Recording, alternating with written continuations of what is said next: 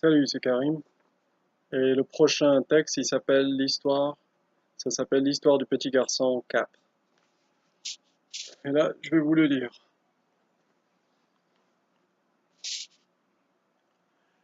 Petit garçon était, il n'y a pas si longtemps, un piéton. Il arpentait les rues et trottoirs du centre-ville de Montréal avec ses amis. L'été était leur saison favorite. Ils s'écrasaient devant la vieille église en face du McDo, sur la rue Sainte-Catherine, sur l'escalier, et ils observaient les femmes sur les trottoirs défiler. On était des gamins innocents avec plein d'espoir et d'imagination, mais on était surtout en pleine puberté. L'automne est la saison préférée du petit garçon désormais. Les couleurs sont magnifiques, jaune, rouge, vert et ciel bleu, avec une petite brise qui rend nostalgique ou amoureux. C'est peut-être ça, être heureux. L'automne me chuchote à l'oreille que la vie pourrait être plus belle à deux.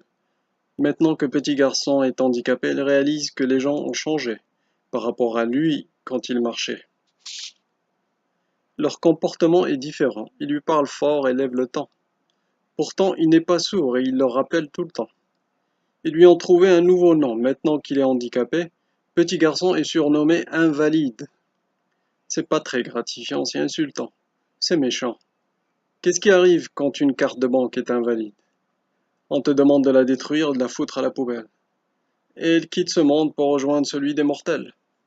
Petit garçon sait désormais que ce n'est pas facile d'être un handicapé dans une société où ils n'ont aucun respect. Ils sont muselés, ignorés, stationnés et laissés pour crever.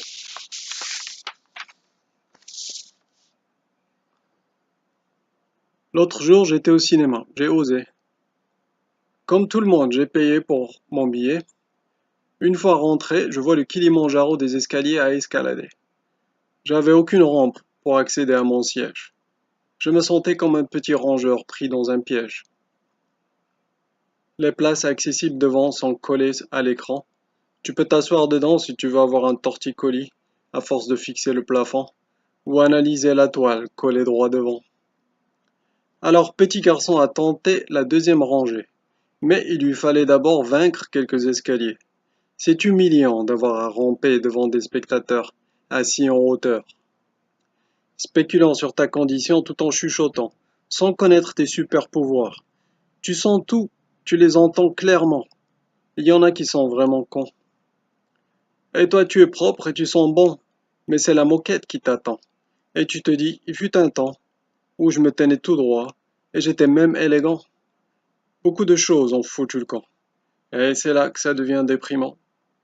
Les gens se permettent même de lui dire que son cerveau n'est plus bon. Petit garçon ne dit rien, mais s'il avait à répondre, il dirait tout simplement: et si tu la fermais, ta gueule? Depuis quand t'es médecin? Petit garçon attend après le gouvernement pour installer une rampe pour adapter sa maison. On lui a dit que ça risque de prendre du temps. La madame lui a dit qu'il n'était pas une priorité, car il ne travaille plus, il n'est pas sur le marché. Petit garçon a compris pourquoi il ne faut pas trop se prendre la tête. Tu risques de pleurer. Petit garçon veut juste rigoler. C'est plus amusant que d'observer ses larmes couler. Fin. Merci pour vos commentaires. Ils sont grandement appréciés. Merci, bonne journée.